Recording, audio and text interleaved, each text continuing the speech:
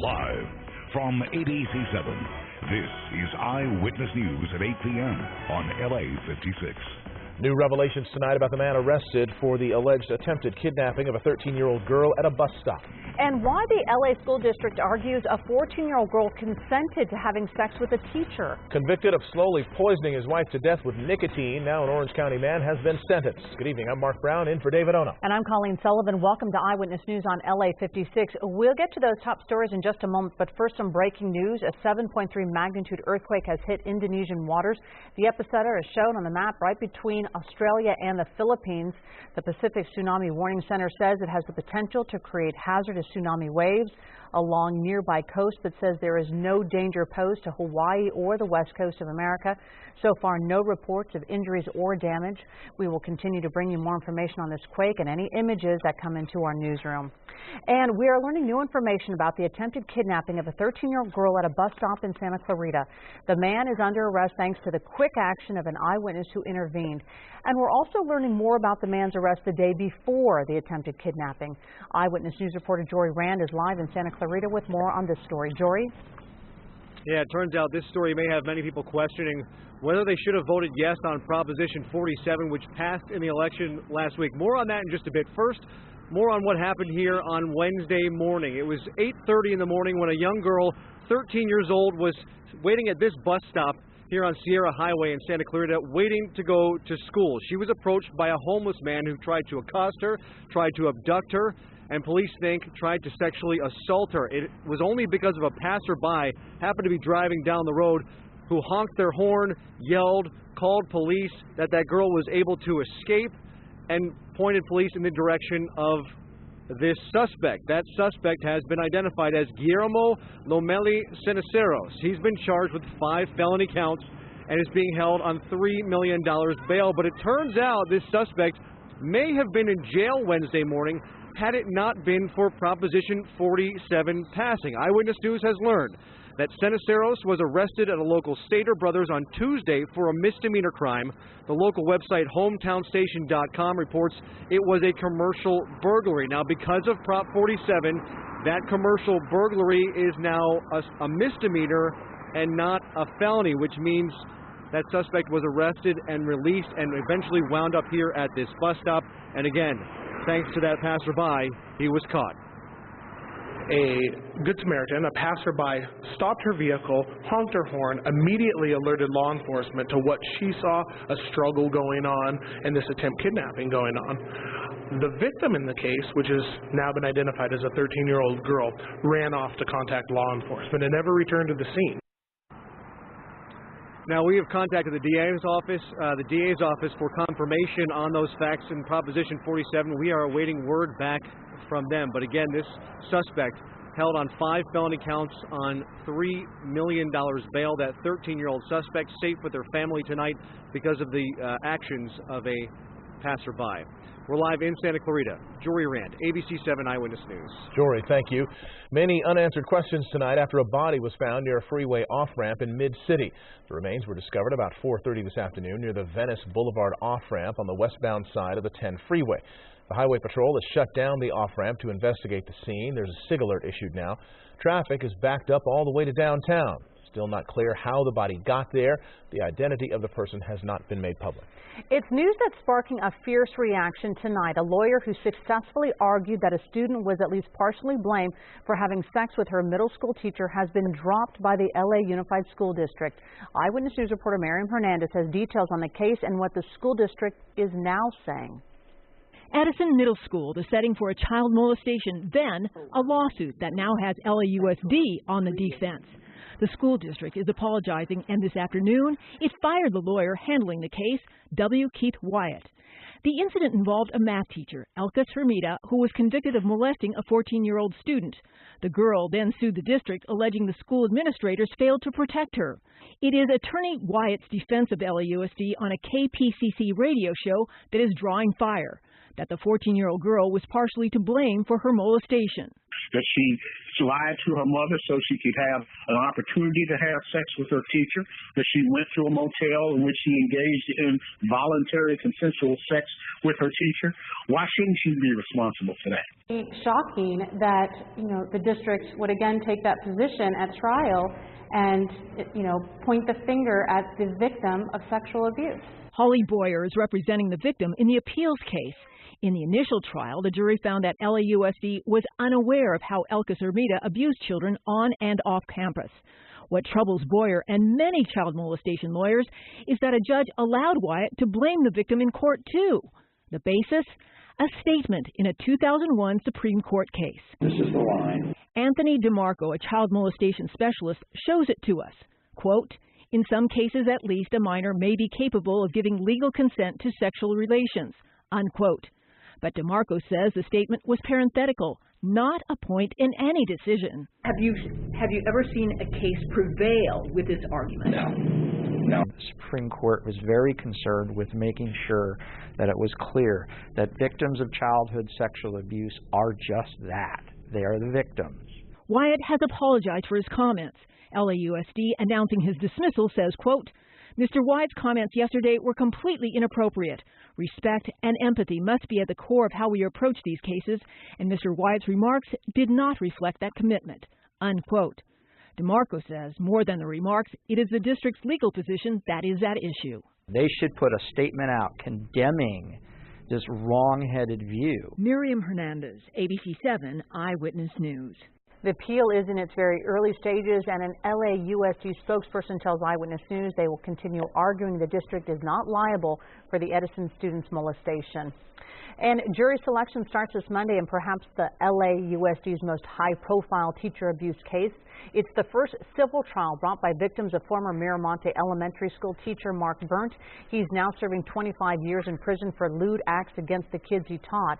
The victims' families allege the school district should be held liable for Burnt's actions. A former engineer at San Onofre Nuclear Power Plant has been sentenced for poisoning his wife to death with nicotine.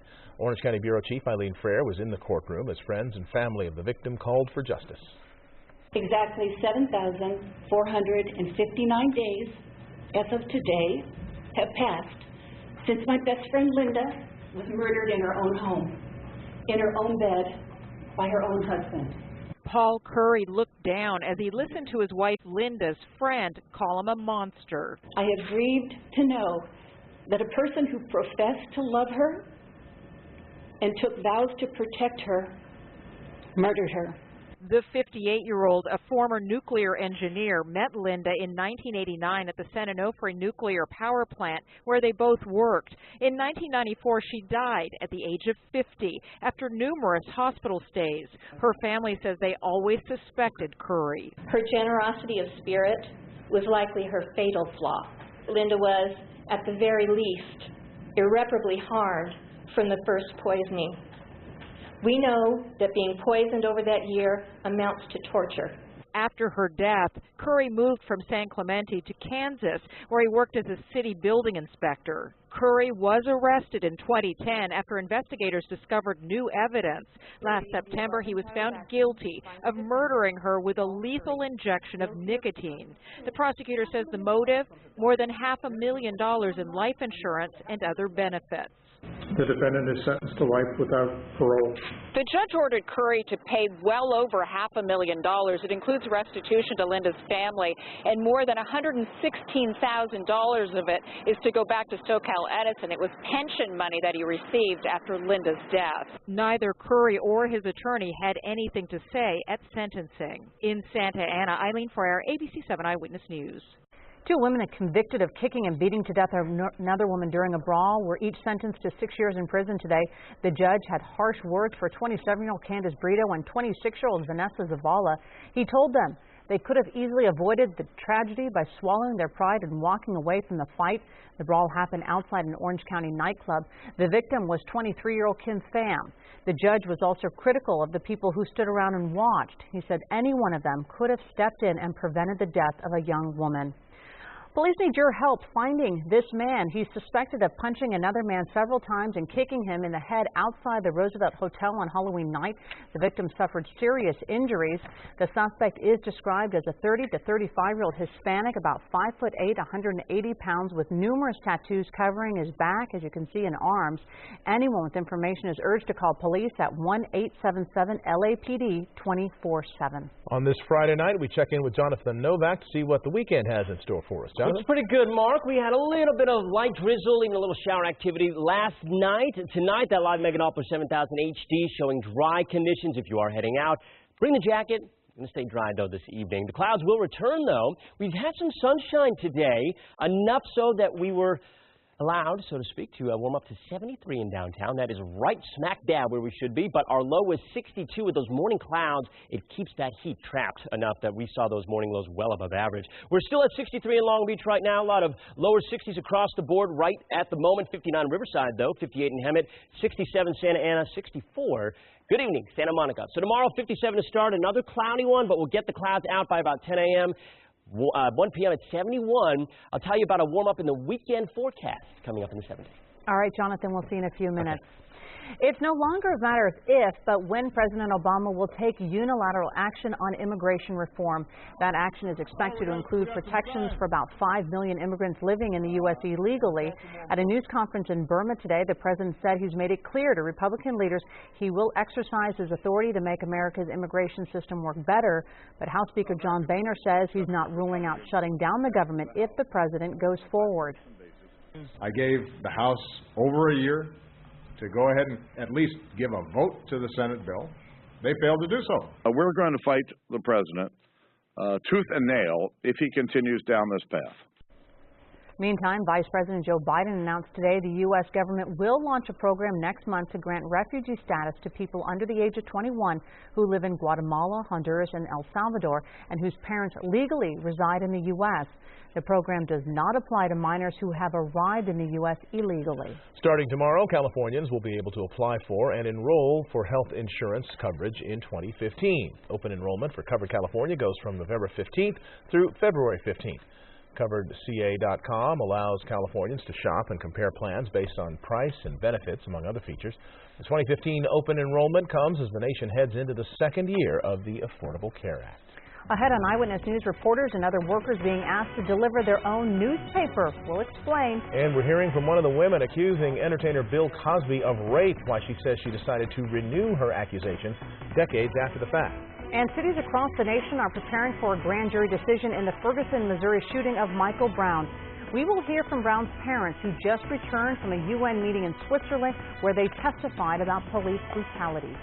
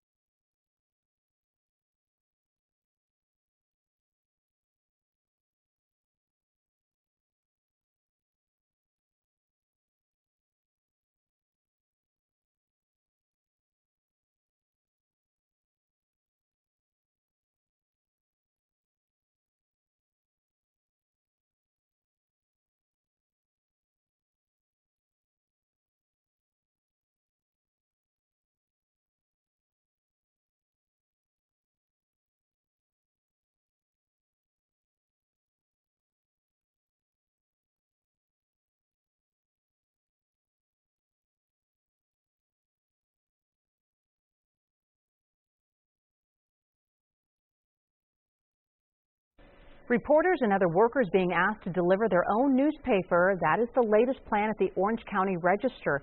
Eyewitness News reporter Leticia Juarez tells us the Register had been plagued with ongoing delivery problems. The Saturday classified section of the OC Register is already on the printing press.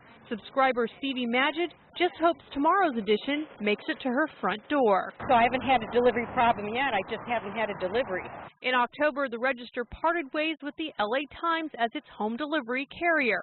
Since then, the paper has been plagued with distribution interruptions. We still have a couple of routes that are outstanding that we've been working very hard to replace. To address the problem, the Register enlisted its staff to contact customers affected by the delays. You know, the call is, "Hi, I'm Josh. I'm a photographer here at the Register, and I just want you to let you know that I care." And so far, the calls have been very well received. And that's not all. Everyone from reporters to print operators have been asked to help with one more thing. As the OC Register settles into its new system, Merman says he's just asking staff to step into routes where carriers have not yet been established. It's voluntary, but employees who sign up for the 2 a.m. call time receive $150 worth of gift cards for each Sunday route they cover. Isn't that what employees are supposed to do? You make sure that the paper gets out. If you write a paper and nobody reads it, what's the point of having a paper? In Santa Ana, Leticia Juarez, ABC7 Eyewitness News. Here in Southern California, beautiful mild weather. Compare that to bitter cold for much of the rest of the country. A blast of polar air is sweeping across the U.S. from the Great Lakes to the Rockies to the Great Plains to Alabama and New York. There's no really escaping it. In the Midwest, they have near whiteout conditions, temperatures 30 to 40 degrees below normal. And where it's not snowing, it's just cold and rainy. Cold snap is expected to continue another week. I spoke to my girlfriend in Ohio this morning. She says I have to wait to go out. It's 21 degrees when I woke up. I went, oh my goodness. Tell her about our high. I said, and here I'm complaining. I said it's 70-something degrees and I have direct sunlight on me. I'm pregnant. I don't like so much sun on me. But I tell you, it's we don't have anything to complain about. That's the conversation I have with my family back in Boston all the time. They hate me for it. High today 73 degrees in LA, which is actually right where we should be. The lows were well above average because of the morning clouds, which we'll once again have tomorrow. But then that's it for the morning clouds for a little bit. And they did make for, as they broke up through the day, a nice sunset in Malibu. Look at this time lapse. Fantastic. Oh, yeah, love that. So we got more of that tomorrow ahead. And there's another view of it, actually. You can see we had a weak front washout over the area and actually provide a little bit of shower activity up in the northern counties last night. You can see some of that moisture banking up against the San Joaquin Valley there to the west-facing slopes and just trying to get some shower activity going to the north of us. Didn't happen. And then all those clouds moved away later today, and we were left with a dry evening tonight. And that's what we see right here in that live Megadoppler 7000 HD live sweep heading around. And we're not going to expect any rain here on that Doppler radar over the next week, unfortunately. We had a chance in there, you'll see in a moment, but it's just real fickle, the system that we've been looking at. So in the meantime, we look forward to a dry weekend. Temperatures right now, 64 degrees, a great night to start it off. 63 in Burbank, 63 in Long Beach, 64 Palm Springs, and we got 50s up there in Palmdale, 56 for you, 55 in Victorville, and Big Bear, 42. So I just showed you another perspective a moment ago of those clouds moving away with that low system, that area of low pressure with the front. And off to the west, you see this arc right here? That's building high pressure. I'm going to show you what's going to happen over the weekend. We got tomorrow morning to get through some cool weather and some clouds. But then high pressure builds in Saturday afternoon. See that arc amplifying? And it's a Saturday evening, and Sunday especially, and Monday, it really kicks into high gear, and that's going to mean offshore winds. We have a moderate Santa Ana wind event. As a result, that means warm weather, dry conditions, gusty conditions, and a fire weather watch for just about the entire area. The high wind watch for the southern counties here around San Bernardino, Riverside counties, and through the OC, we are seeing winds upwards of 50 miles an hour for the wind gusts. It is going to be a windy Sunday and Monday. That's when those go through, okay? So keep that in mind. For tomorrow, we'll keep the winds pretty calm, maybe kicking in a little bit late in the day. Morning clouds, afternoon sun. 76 on Sunday. There's the warm-up. 79 Monday and Tuesday. And we'll keep things in the 70s from that point on. The Valley's IE, watch out as well for the gusts Sunday, 35 miles an hour. And again, that's where those high wind watches are going to be in effect for Sunday into Monday. Highs on Monday and Tuesday at 80 degrees. Beautiful start to the work week, by the way. And then the mountains, Cold morning and cold afternoon on Sunday. You don't get that compressional heating from the Santa Ana, so it's going to stay cold for you on Sunday. But otherwise, it looks nice in the high desert. It'll stay in the 60s. Breezy all throughout the weekend for you. More weather coming up in a few minutes. Back to you there. All right, Jonathan, thank you. One woman accuses Bill Cosby of rape 25 years ago when she was a teenager, but she says no one took her seriously. Now, thanks to what was supposed to be a harmless Twitter campaign, the rape allegations have resurfaced. Rape allegations against Bill Cosby are coming back to haunt him after an online publicity stunt backfired. On Monday, Cosby issued an online challenge to meme or caption a few classic Cosby photos, writing, "Go ahead, meme me," which people did. 14 allegations of rape, read one. Another caption, "Define drugged." One of Cosby's accusers, Barbara Bowman, says the Emmy-winning comedian assaulted her multiple times when she was a teenager. I didn't really talk about it much because nobody was believing it. And it was just, I was in a situation, I was in New York. My job was to work hard, go to classes, don't ask questions, just be grateful for this amazing opportunity. Don't mess it up. Bowman says she was 17 and an aspiring actress when she met Cosby in 1985. She considered him to be her mentor. She said the sexual abuse began after she turned 18. When these things started happening, I wasn't silent. I told my agent what was going down. Bowman is one of 14 women who claim to have been sexually assaulted by the comedian. Cosby's representative said they don't want to respond to old, resurfacing allegations. Over the years, Cosby, through his attorneys, has repeatedly denied sexually assaulting anyone and has never been charged with a crime. In 1989, though, I did go to a lawyer. A friend talked me into doing that. Eventually, he laughed me right out of the office. It was terrible. It was humiliating. It was scary. Cosby has a new series that's supposed to debut next year. It's unclear how, if at all, this new look at old allegations will affect not only that show, but also the lasting image of a comedy icon. The most detailed allegations against Cosby appeared in a lawsuit filed in 2005 by a Temple University employee who claimed she was drugged and assaulted by Cosby. Police investigated but did not charge Cosby due to lack of evidence. The civil suit was settled confidentially. The grand jury decision in the fatal shooting of Michael Brown could happen at any time, and tonight his parents returned to St. Louis from Geneva, where they testified about human rights before a UN commission. Thank you for supporting us and praying for us. The trip to Geneva was beautiful. Attorneys for Michael Brown's parents urged demonstrators and police to avoid violence once the decision is announced on whether to indict police officer Darren Wilson. Schools in the Ferguson area will get at least 3 hours notice so that students can be safely transported home and campuses can be secured. The hunt continues for a big wildcat near Disneyland Paris. Still to come here on Eyewitness News, why searchers don't know what kind of animal they're looking for. Plus, the curious cub with an affinity for koi fish. We're going to show you how she's doing in rehab coming up.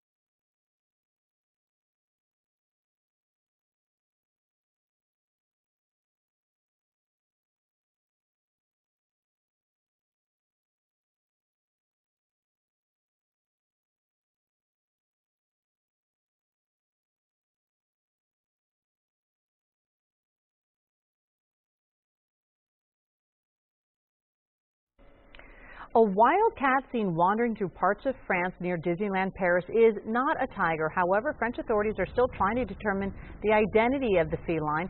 The mystery cat was spotted again this morning. One theory is that it could be a lynx, which was once common in France before being hunted nearly out of existence. Meantime, Disneyland Paris officials say the animal isn't considered a threat as the property is surrounded by a large wall. A local bear cub is making good progress in rehab center in San Diego County. The black bear was caught eating koi out of a pond behind a Pasadena home a couple weeks ago. She was severely emaciated, so she was taken to the Fund for Animals Wildlife Center in Ramona. Veterinarians gave her a full checkup, and she's been putting on weight. No koi, but lots of pomegranates and persimmons. The hope is that they can get her healthy enough and strong enough to one day return to the wild. If you're looking for a fun way to get in your cardio, the Westfield Promenade in Woodland Hills has the ticket. They have a brand new ice rink. The ice rink opened at the mall today in the Macy's parking lot. Take a look at their version of training wheels. This is what I would need right here. You get the fun of learning without all those bruises from the hard landings. Now, the ice rink will be open 7 days a week until January 19th, and yeah, it does look pretty cool. It does. I need those too. Well, we are updating the evening's top stories next year at 8:30. Plus, a fugitive listed as one of LAPD's most wanted is now in custody.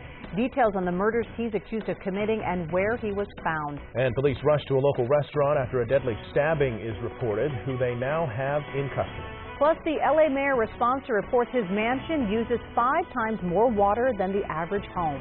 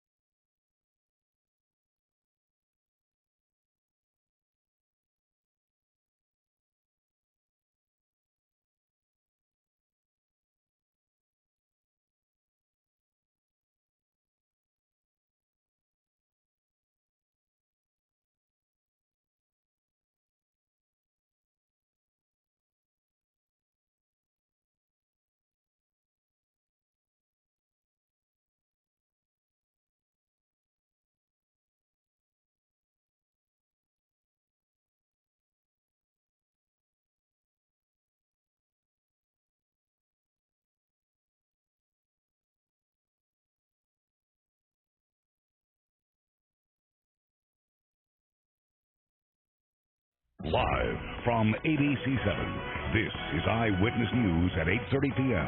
on LA56. Our top story at 8:30. New revelations about a man arrested for allegedly trying to kidnap a 13-year-old girl. I'm Colleen Sullivan. I'm Mark Brown in for David Ono. This is Eyewitness News at 8:30 on LA56. Police say they've arrested this man, 39-year-old Guillermo Ceniceros. He allegedly tried to kidnap a 13-year-old girl Wednesday morning while she was waiting at a bus stop in Santa Clarita. Eyewitness News has learned Ceniceros was arrested the day before for commercial burglary but was released. That crime would have been a felony, but because of Proposition 47, it's now classified as a misdemeanor. He's now being held on $3 million bail. Authorities are still investigating how a body ended up near a freeway off-ramp in Mid-City. The remains were discovered around 4:30 this afternoon near the Venice Boulevard off-ramp on the westbound side of the 10 freeway. The CHP has shut down the off-ramp to investigate the scene. Traffic backed up all the way to downtown. Now it's still unknown how the body got there. The person's identity has not been released. A fugitive who's been on the LAPD and the U.S. Marshals Most Wanted list since 2003 has been tracked down and taken into custody. Authorities say they captured that man living a double life in Riverside. Eyewitness News London Empire Bureau Chief Rob McMillan has more on his arrest. On the run for more than a decade, Eduardo Rodriguez is now in custody. It happened around 6:30 on this small, quiet street in Riverside. Everybody was just telling us to get inside. Nancy Vallejo says it was her daughter who shot this video of the arrest. It was so scary. Everybody was just pointing at him with guns and everything. I'm in shock because I live here. He moved about a year ago. Francisca Garave says she can't believe that the guy living next door with another woman and 3 small children was actually an alleged gang member wanted by the police for several murders. She says she didn't speak with him that often. Hi, how are you? How you doing? I'm fine. How's your day? Yeah, he invited us to parties over there, fiesta, you know, how the Mexicans are. The LAPD says Rodriguez was wanted for 4 murders and 2 attempted murders. One of the victims was Margie Mendoza, who was shot to death back in November 2001. This is video at a news conference where a family member begged the public for help. To give any information to this guy so that we could give justice to her death. That's all we need. The U.S. Marshal Service says it was actually an officer with the Glendale Police Department who was on light duty who took over the case. And according to the LA Times, that officer found pictures of Rodriguez on Facebook. That led them to this house in Riverside for the arrest. Oh my God, that's our neighbor. He's always been so calm, so quiet. We never thought he could, be in trouble. That's crazy. That's crazy, too, like I say, because we have a lot of older people in the neighborhood, and for stuff like this to be going on is really scary. And earlier tonight, the woman and 3 children who were living with Rodriguez drove up to the house here and walked inside. When asked if they knew anything about Rodriguez's past, they said nothing. In Riverside, Rob McMillan, ABC7 Eyewitness News. We're learning new details about a deadly stabbing at a Garden Grove restaurant. Police say they were called to the Volcano Tea House after an employee arrived this morning and saw a strange man inside. When police arrived, they found the suspect along with the stabbing victim who had already died. The suspect has been identified as Robert Rogers. Investigators are still trying to identify the victim and determine the relationship, if any, between the men. The final report is in on the LAPD and its internal discipline system. It's all stemming from the investigation into former officer Christopher Dorner. Eyewitness News reporter Carlos Granda has more on what the report means for the future of the department. The terror began on February 3rd, 2013, when Christopher Dorner murdered the daughter of a retired LAPD captain and her fiancé. He then went on his rampage through several counties, killing law enforcement officers and justifying it all because he believed the LAPD had wrongfully terminated him. The report says that a survey of 500 Los Angeles Police Department employees found widespread concerns among officers and civilians that the department's internal discipline system is flawed and discriminates based on gender, ethnicity, and rank. The current system was put together by then Lieutenant William Parker, who went on to become chief. The mayor says it needs to be updated. We have a discipline system that is 80 years old and has never been modernized. I want to see something that's more responsive for our officers, that works for accountability. The report, however, contains data that does not support the perception of bias. Statistics compiled by the LAPD show that the race and ethnicity of officers sent to disciplinary panels for suspensions or termination roughly matches the demographics of the LAPD as a whole. The mayor believes some complaints can be handled in a different way that protects both officers and civilians. I think a lot of the smaller and lower level things can be resolved in a non-legalistic environment. That's what we're starting to do in the fire department, and I think our police department would benefit from that as well. Carlos Granda, ABC7, Eyewitness News. The report recommends that there needs to be fairness and consistency in investigations and to ensure disciplinary decisions are never influenced by bias. The Police Commission is expected to review the report at a meeting next week. Los Angeles Mayor Eric Garcetti is firing back at reports that his official residence uses 5 times as much water as the typical LA home. The LA Weekly reports that the Getty House mansion near Hancock Park uses an average of 2,100 gallons of water a day. It says the average LA household uses just under 400. But Getty House is much larger than the average home, and the mayor notes that it is also used as office space, a museum, and for public events. Whether a mayor lives there or not, that is a public space. It's not, the entire property is not a quote-unquote home. I'm very confident my family's personal water use, not only have we continued to reduce it, but we're playing whatever role we can, just as I am as mayor, on any public building.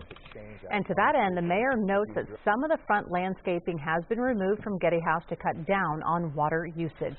U.S. Secretary of Defense Chuck Hagel has released a report critical of America's nuclear readiness. Hagel says the military's failure to maintain focus on America's nuclear forces has led to mismanagement and other problems. Hagel is ordering top-to-bottom changes to bolster the force. He says there's no problem here that the Pentagon can't fix. Hagel says the nuclear readiness improvements will cost money, though. He estimates $10 billion over the next 5 years. The Republican-controlled House of Representatives passed legislation today allowing the Keystone XL oil pipeline. The House voted 252 to 161 on a bill sponsored by Republican Representative Bill Cassidy of Louisiana. The project has been stalled by environmental reviews and politics for 6 years. Senate supporters said they were confident they'd have the 60 votes needed for passage on Tuesday. The White House has threatened to veto similar attempts to move the pipeline forward. Get ready for a royal visit. We're going to tell you when the Duke and Duchess of Cambridge are coming stateside. And if you need an idea for what to do this weekend, you can go see a movie. We'll run down what's new in the theater. Plus, a child's act of kindness and a simple photo are touching a lot of hearts today. We're going to introduce you to the little girl who sat down for an impromptu breakfast with Santa. Hey, it's been cloudy in the morning, somewhat sunny in the afternoon, but really cool. I have a warm-up in store for your forecast. Plus, the winds are going to be kicking. 7 days coming up. Stick around.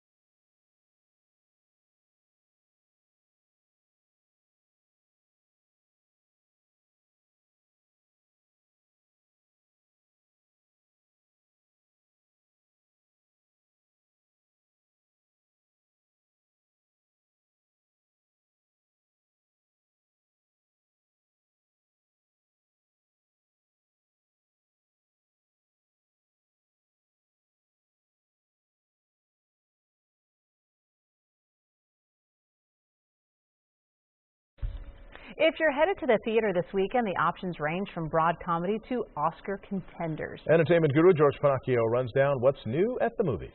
Your name is? I'm his associate, Dr. Christmas. Ah, Christmas like the holiday.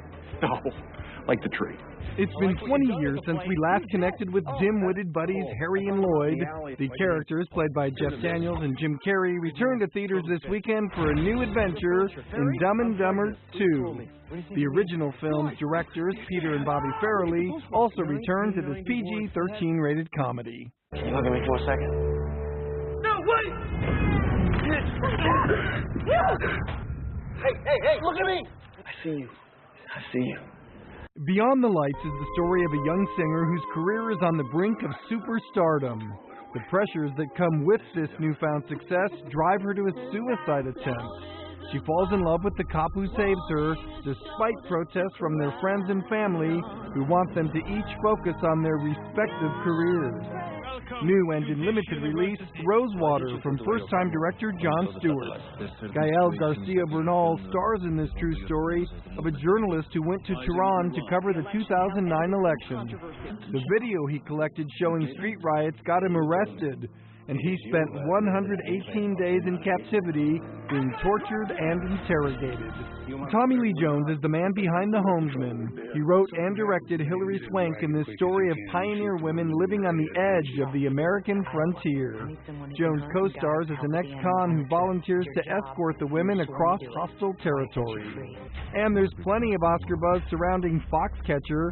It's another fact-based story of an Olympic gold medal winning wrestler played by Channing Tatum.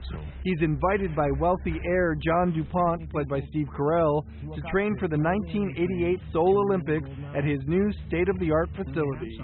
Opportunity soon spins into tragedy in this psychological drama from Moneyball and Capote director Bennett Miller. George Pinocchio, ABC7 Eyewitness News. Well, we can expect a royal visit next month. The Duke and Duchess of Cambridge, Prince William and his wife Kate, have plans to come to New York City December 7th. The trip will include visits to the National September 11th Memorial and an NBA basketball game. William will also make a quick side trip to Washington, D.C. to attend a conference against the trade in illegal wildlife.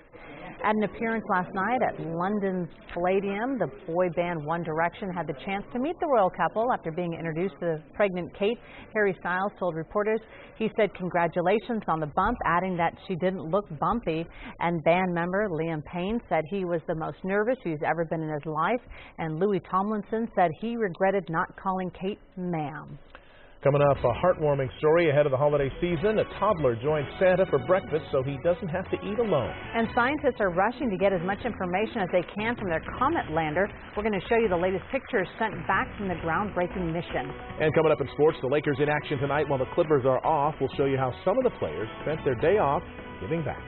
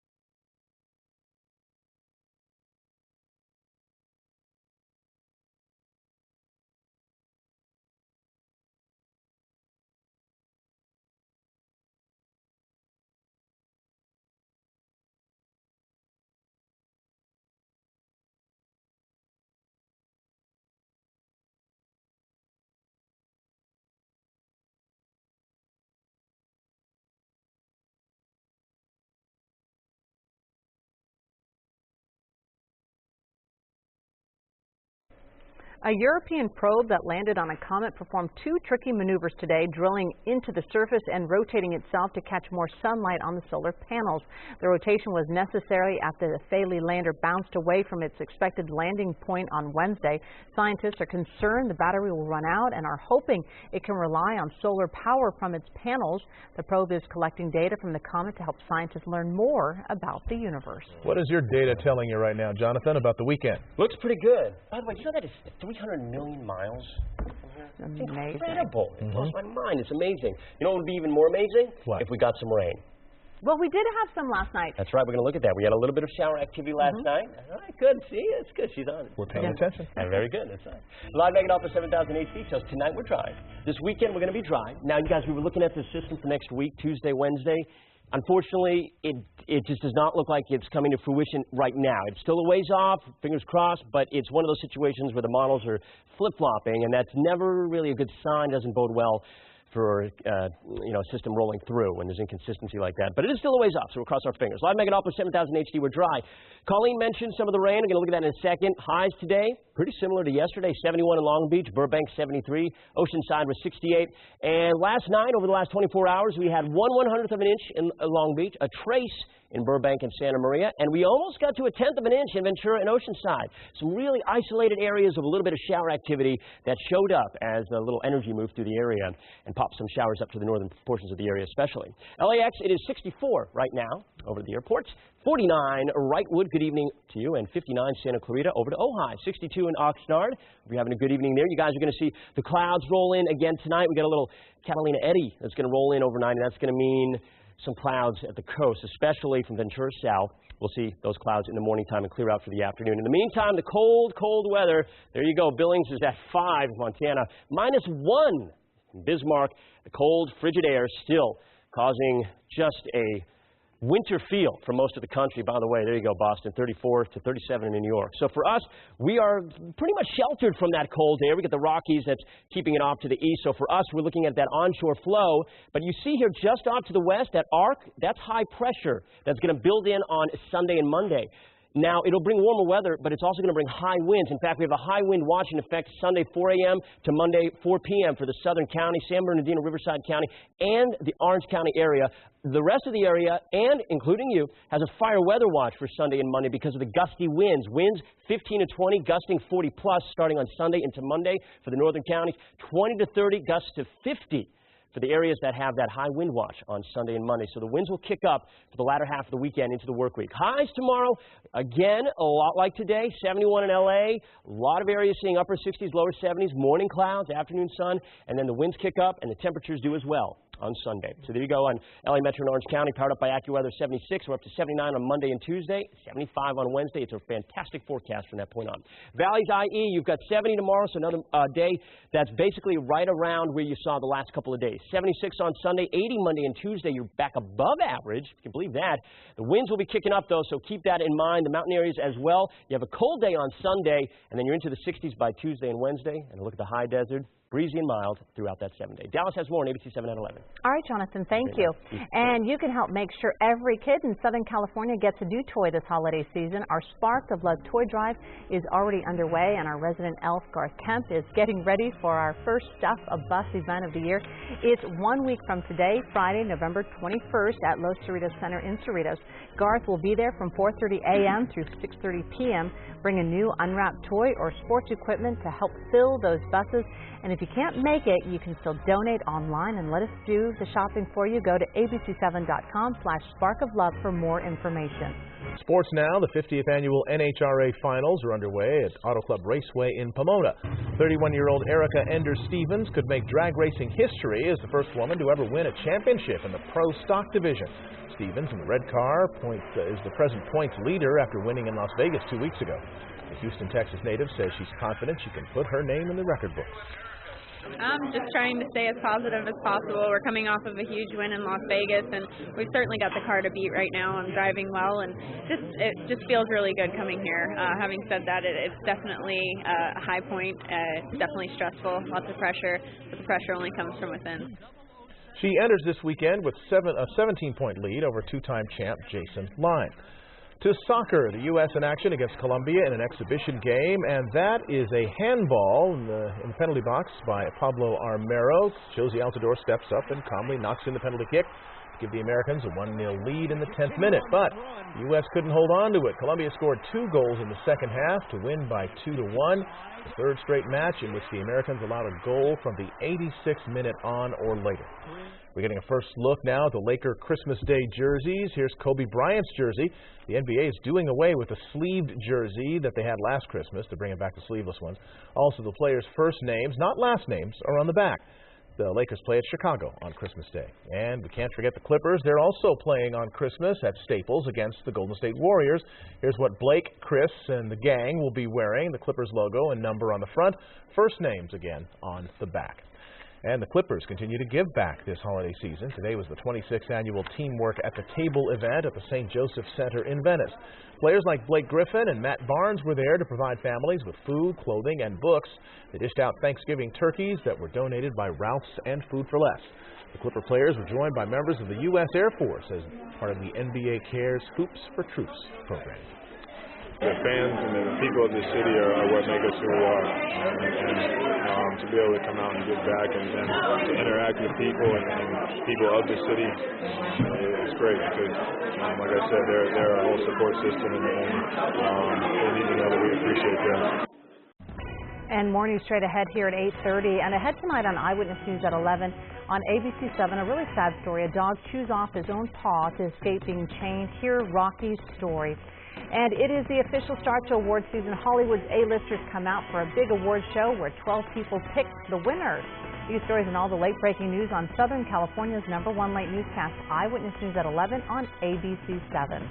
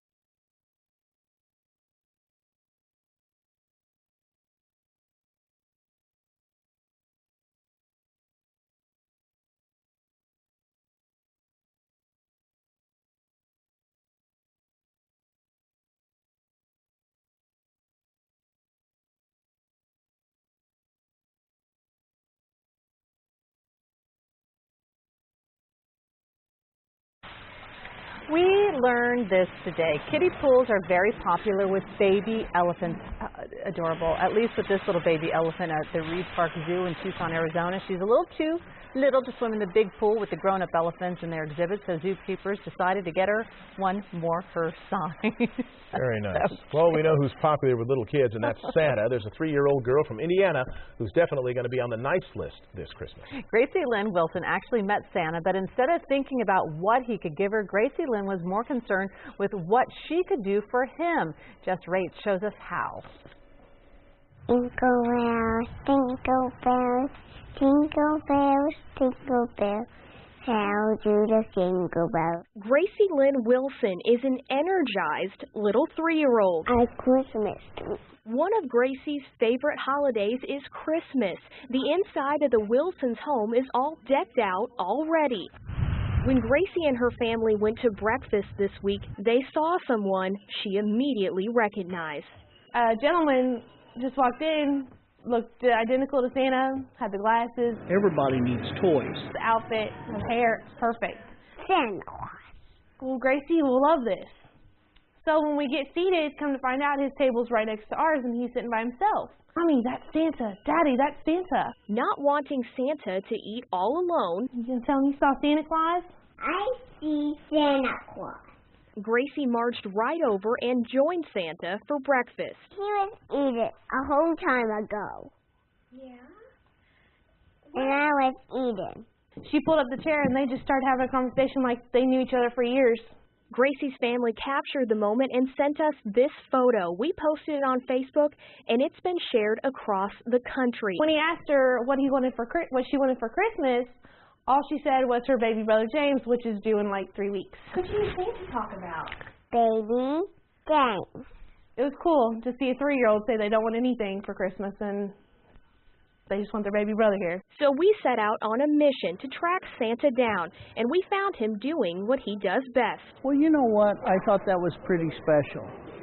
She, I think, understands about, you know, having friends, and she was quite a special young lady. Santa was awfully busy, and we couldn't hold up the line much longer, but he did make a promise to Gracie. I am going to have a few surprises for her this year. And we think those surprises might involve 2 little feet and a new baby brother. Well, you guys remember that I love you, and Merry Christmas to all, and to all a good night. That was Jess Rait's reporting. I think she is on the good list. At least she knows she's going to have her little brother coming. Yep, she already won. Yes. Already got a great gift. We want to remind you about an important programming note. Starting on Monday, you can get your news on KDOC 1 hour earlier. ABC7 Eyewitness News on LA56 is moving to 7 p.m. starting Monday, November 17th. Thanks for joining us for Eyewitness News at 8:30 on LA56.